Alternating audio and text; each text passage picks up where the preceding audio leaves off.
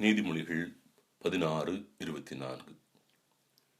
என் சொற்கள் தேன்கூடு போன்றவை, மனதிற்கு இனிமையானவை, உடலுக்கு நலம் தருபவை.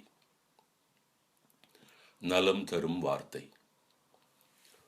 உடல் நலம், மகிழ்ச்சி, நட்பு, மன அமைதி, இதை எல்லாருமே விரும்புவார்கள்.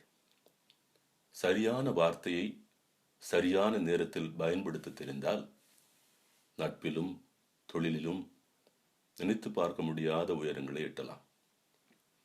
சாலமோனும் கூட வார்த்தைகளை சரியாய் பயன்படுத்துவது எப்படி என்று இந்த நாளிலே சொல்கின்றான். நீதிமொழிகள் 16:24. வார்த்தையை பயன்படுத்தியதால் பல தேசங்கள் உருவாக்கப்பட்டிருக்கிறது. தவறான வார்த்தை பிரயோகத்தால் யுத்தங்கள் கூட நிகழ்ந்திருக்கிறது.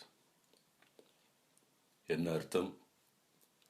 வார்த்தையை பயன்படுத்தினால் நாம் என்ன பயனையும் அடைய முடியும். நீதிமொழிகள் 18:21 வாசித்து பாருங்கள். வாழ்வதும் நாவாலே, சாவதும் நாவாலே. வாய் பேசுவோர் பேச்சின் பயனை நிச்சயம் அடைவார்கள் என்று சொல்லப்பட்டிருக்கிறது. பவுலும் கூட நமக்கு மீண்டும் ஒரு அறிவுறுத்தலை சொல்கின்றார். தவறான வார்த்தை எதுவும் உங்கள் வாயினின்று வரக்கூடாது. கேட்கிறவர்கள் பயன் அடையும்படிக்கு தேவைக்கு ஏற்றவாறு, வளர்ச்சிக்கு ஏற்ற நல்ல வார்த்தைகளை பேசுங்கள் என்று எபேசியர் 4:29 சொல்கின்றார். இந்த கலையில் நாம் தேர வேண்டும் என்று சொன்னால் அன்றாடம் இதற்காக ஜெபிக்க வேண்டும். தாவீதை போல. சங்கீதம் 19:4 அவனுடைய தனி ஜெபம் இப்படி இருக்கிறது.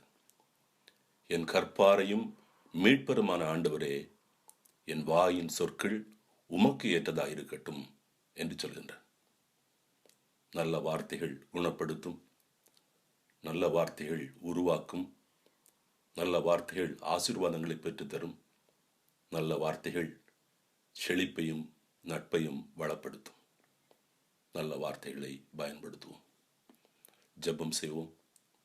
அப்பா, நல்ல வார்த்தைகள் அன்றாடம் எங்களுக்கு கிடைப்பதற்காக நன்றி செலுத்துகிறோம்.